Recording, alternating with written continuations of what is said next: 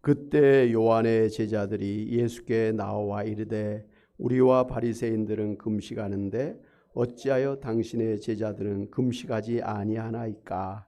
예수께서 그들에게 이르시되 혼인집 손님들이 신랑과 함께 있을 동안에 슬퍼할 수 있느냐?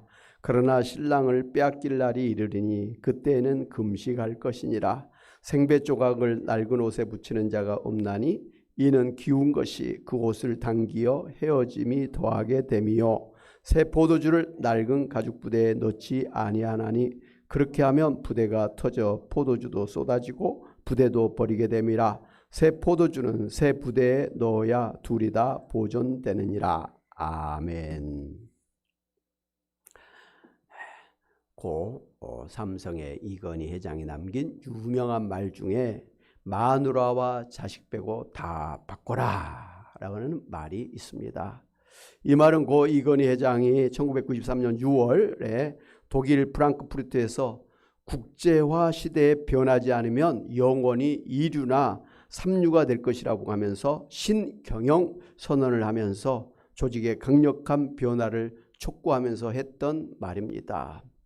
시대가 변하는데 현재에 안주하다가는 변화하는 시대에 뒤처져서 회사가 망할 수 있다고 하는 위기감을 가지고 회사 직원들에게 한 말입니다. 그렇게 고 이건희 회장의 지시를 따라서 과감한 변화를 시도한 삼성은 세계 인류의 그러한 기업으로 비약적인 도약을 하게 되었습니다. 반대로 그 당시에 잘 나가던 일본의 소니나 후지필름 같은 유명한 회사들이 아날로그 시대가 지나가고 새로운 디지털 시대가 왔는데도 변화를 하지를 못해서 결국은 회사가 더 이상 성장하지도 못하고 도태하게 되었습니다. 지금도 세상이 참 빠르게 변화하고 있습니다. 자동차 분야를 보기만 해도 지금까지 경유나 휘발유를 사용하던 내연기관 자동차 생산이 줄어들고 있고 대신에 이제 전기 배터리를 사용한 전기 자동차와 또 무인 자율 자동차 시대가 열렸습니다. 그런가 하면 컴퓨터 분야에서도 챗 GPT라고 해서 컴퓨터 자체에서 사람 대신에 글도 써주고 또 그림도 그려주고 음악도 만들어주고 영상도 만들어주는 인공지능 시대가 본격적으로 열리고 있습니다. 그래서 이제 젊은이들은 이 시대의 변화에 맞춰서 살아가고 있습니다만은 기성세대 혹은 노년세대는 이 변화를 쫓아가지 못해서 젊은 세대와의 그런 문화 차이로 그 대화 단절이 심해지고 있습니다. 그나마 이제 다행이라고 생각하는 것은 이런 인공지능이 발달할수록 노년 세대도 쉽게 이러한 인공지능의 혜택을 누릴 수가 있게 되었다고 하는 점입니다. 예를 들면 말만 하면 글씨가 써지고 TV나 컴퓨터에게 말을 하면 자동적으로 켜지기도 하고 꺼지기도 하고 또 무엇을 물어보면 대답도 해주는 등 말 동무가 되어주기도 하고 비서가 되어주기도 해서 애롭지 않게 그리고 편리하게 살 수가 있게 되었습니다. 그래서 새로운 시대를 무서워할 것이 아니라 오히려 새로운 시대를 환영하며 누려야 할 것입니다. 아멘. 예. 오늘 성경에 보면 예수님께서 이스라엘 그 유대주의자들에게 새로운 시대가 도래되었다고 하시면서 새 술은 새 부대에 담아야 된다는 유명한 말씀을 해 주셨습니다. 만약에 험 부대에 새 술을 담게 되면 새 술이 발효되면서 험 부대가 터질 수 있기 때문에 반드시 새 술은 새 부대에 담아야 된다는 것입니다. 같은 뜻으로 예수님은 생배 조각을 낡은 옷에 붙이게 되면 그 기운 것이 그 옷을 당기어서 헤어지기 때문에 생배 조각을 낡은 옷에 붙여서는 안 된다고 하시면서 과거의 낡은 것을 버리고 새 것을 취하여야 한다고 그렇게 말씀해 주셨습니다. 당시에 이제 세례 요한의 제자들이 예수님께 나와서는 우리와 바리새인들은 금식하는데 어찌하여 당신의 제자들은 금식하지 아니하나이까라고 질문을 했습니다. 그 대답으로 예수님께서 이렇게 말씀을 해 주신 것입니다. 그러니까 세례 요한의 제자들뿐만 아니라 당시의 유대인 바리새인들은 매년 속죄일에 금식하라고 한 구약의 율법에 근거해서 금식을 의무적으로 지키고 있을 뿐만 아니라 더 나아가서 매주 월요일과 목요일에도 의무적으로 금식을 해야 된다고 그렇게 주장을 했습니다.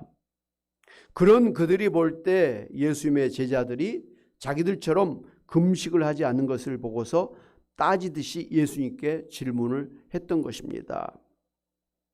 그 당시에 이제 세례 요한의 제자들뿐만 아니라 구약 시대의 그 모든 유대인들은 성경의 율법뿐만 아니라 자기들이 추가로 만든 그 율법대로 지키지 않으면 하나님께 벌을 받고 구원을 받지 못한다고 가르치는 율법주의자들이었습니다.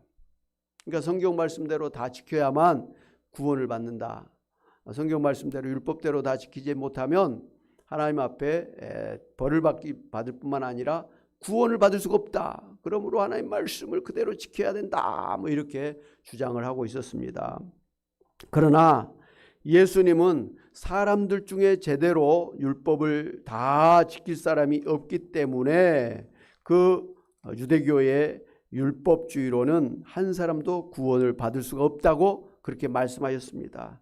대신에 모든 사람의 죄를 대속하시기 위해서 이 세상에 오신 예수님을 믿음으로 죄의 용서를 받고 구원을 받을 수가 있는 새로운 신약 시대가 열렸다고 가르쳐 주신 것입니다. 할렐루야. 예수님은 이 세상을 구원해서 하나님 나라 천국을 만들기 위해서 오신 하나님 나라의 왕이십니다. 그런데 예수님은 당신이 만드시는 그 하나님 나라를 천국의 혼인잔치집이라고 비유해서 말씀을 해 주셨습니다. 그러면서 예수님은 천국 혼인잔치집의 신랑이요 구원받은 성도를 갖다가 신부라고 했습니다. 세례 요한도 요한복음 3장 29절 30절에서 예수님을 혼인잔치집의 신랑이요 자기는 신랑의 음성을 듣고 크게 기뻐하는 친구라고 표현을 했습니다. 이렇게 예수님께서 천국 혼인잔치라고 하신 것은 하나님께서 구약시대 내내 약속을 하셨던 구원과 그 천국이 이 세상에 임하였기 때문이었습니다. 그리고 예수님은 우리를 구원하시기 위해서 십자가에서 피 흘려 죽으실 정도로 우리를 사랑하시고 그리고 또 우리와 영원히 천국에서 사랑하며 살 것이기 때문에 예수님과 우리 사이를 신랑 신부라고 그렇게 표현하신 것입니다. 할렐루야. 그래서 예수님은 신랑 되신 예수님이 오셔서 함께하고 있는 이 천국 혼인잔치집에서는 금식하면서 슬퍼할 때가 아니라고 말씀하셨습니다. 이렇게 구약시대 내내 하나님께서 약속을 해주셨던 메시아 예수 그리스도께서 이 세상에 오셔서 이 세상을 구원하시고 이 세상을 하나님 나라 천국을 만들어 주시고 우리들을 천국 혼인잔치의 신부로 불러주셨는데 금식을 하며 슬퍼할 때가 아니라는 그런 말씀입니다. 그러나 신랑 되신 예수님을 빼앗길 날이 올 것이라고 하시면서 이제 장차 예수님이 붙잡혀서 십자가에서 피 흘려 죽으실 때가 올 것이라고 하는 것을 미리 말씀을 해 주셨습니다. 그렇습니다. 예수님께서 말씀하신 대로 예수님은 우리에게 이 세상에 천국 혼인잔치를 베풀어 주시기 위해서 오신 천국의 신랑이십니다. 그래서 예수님이 오심으로 인해서 이 세상은 구약 성경에서 약속하셨던 바로 그 천국이 임하게 되었고 또 예수 믿고 구원받은 성도 여러분은 예수님을 신랑으로 모시고 사랑하며 살고 있는 천국의 신부가 되었습니다. 할렐루야. 사랑하는 여러분, 그러므로 오늘 예수 믿고 구원받으신 여러분은 천국 혼인잔치에 참여한 신랑 되신 예수님의 신부가 된 것을 알고 감사하면서 예수님과 함께 이 땅에서 천국을 누리시기를 바랍니다. 물론 이 세상을 떠날 때는 주님께서 예비하신 또 하늘나라의 천국에 들어가서 또 안식을 누리게 될 줄로 믿습니다. 그런 다음에 예수님이 재림하실 때 함께 부활한 몸으로 이 세상에 와서 새하늘 새 땅 그리고 부활한 새로운 몸으로 영원한 하나님 나라를 누리게 될 줄로 믿습니다.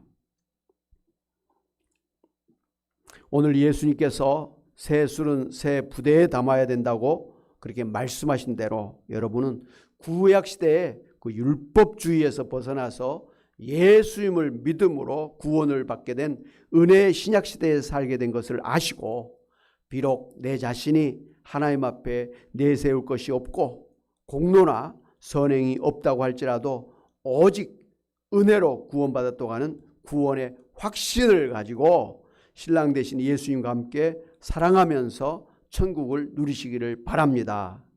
내 자신의 죄악된 옛사람을 철저하게 십자가에 못 박아버리고 오직 예수님으로 사시는 여러분이 되시기를 주님의 이름으로 축원합니다. 아멘.